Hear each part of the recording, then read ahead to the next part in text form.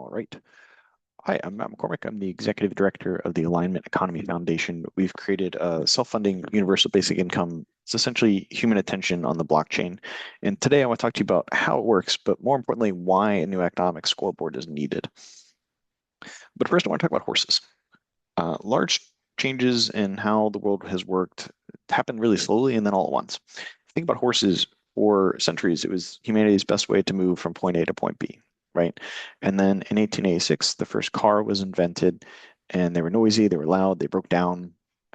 Only enthusiasts used them. Your aunt would never ride in it, kind of thing, right? It took decades of iteration of infrastructure build, cultural shifts before the advantages really became undeniable, and that the car was just a better way to get from point A to point B, right? And I think our economic system is at a very similar inflection point in that for centuries, societies have relied on centralized currencies that have always eventually failed. And Bitcoin proved that decentralized consensus works, yet we really haven't found the Model T of money. We've been stuck in this middle space for a while now. And the question is why? And from my perspective, if you look at it, blockchain's been around for 15 plus years. The technology is revolutionary. We've got Wall Street in the room, the government's here, the tech nerds are still here, but it's failed to spark the revolution. Almost at most 10% of the global population owns cryptocurrency, and basically no one's using it to buy anything. And I would argue there's two paradoxes that have prevented Bitcoin and all of its derivatives from gaining widespread adoption. The first is what I call first mover advantage. If you bought Bitcoin in 2013 and you held, you're likely doing pretty well. You're probably not even at this conference. Your aunt in 2030 is not going to buy Bitcoin because it's going to be too expensive and she's going to feel like she's buying into a pyramid scheme. All the other blockchain projects that have come out so far have had this challenge where those that show up first do much better. And really, money needs to be rewarding what you're contributing as opposed to just when you show up. The second was what I call deflation.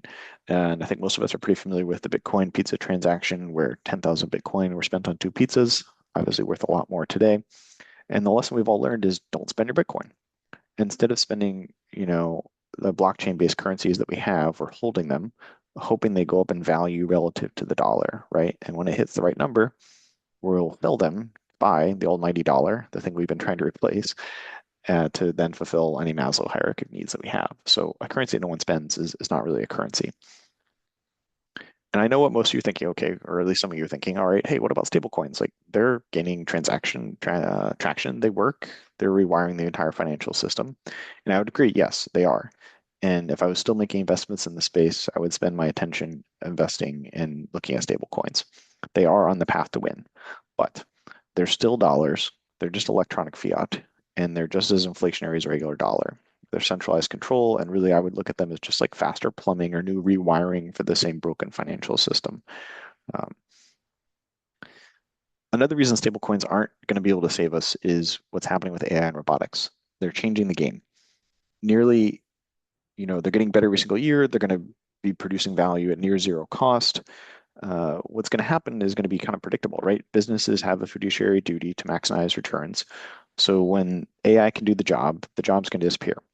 Governments are then going to be forced to print money to hold society together, a bit like the COVID playbook, and that's going to make the dollar worth less. The cost of living is going to increase, asset prices are going to increase, workers are going to demand more. It's really going to become the haves and the have-nots. And businesses are going to keep choosing the machine because it costs less in the long run.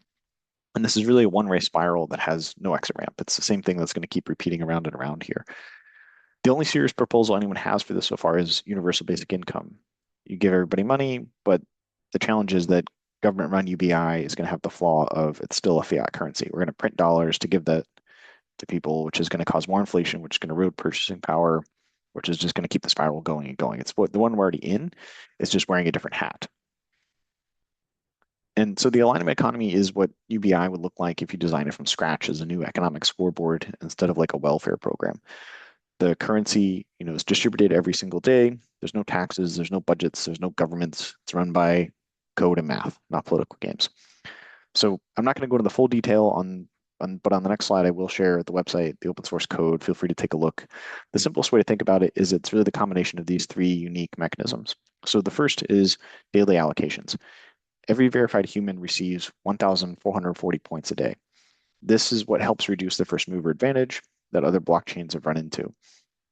And it's going to help as well when AI and robotics start kind of pushing the world forward in that human labor is not as valuable as it used to be, right? So whether you're joining on day 10 or day 10,000, you're going to be getting at least a baseline.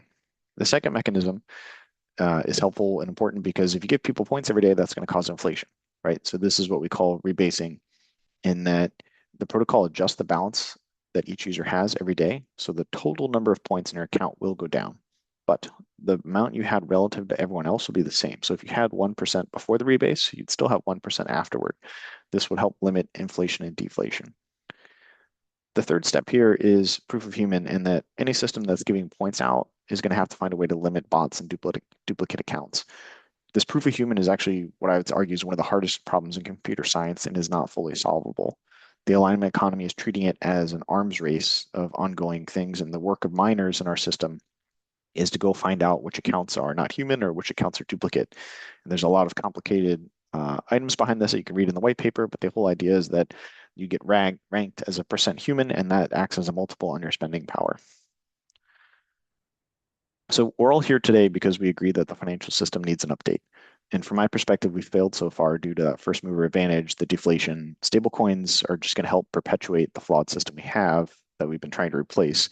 And they're definitely not going to work as AI and robotics make human labor less relevant.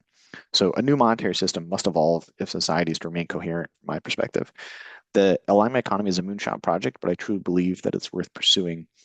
We have the code ready to launch and pilot. You can take a look at it online. It's open source. We have nonprofits stood up to avoid any of the pump and dumps you'd see with for-profits. I'm looking for a year runway to allow the team to dedicate full time to get this up and running and tested, piloted. The QR code here will send me an email. Feel free to reach out to chat, just have a chat, discuss donations, community feedback. Thank you so much for your time.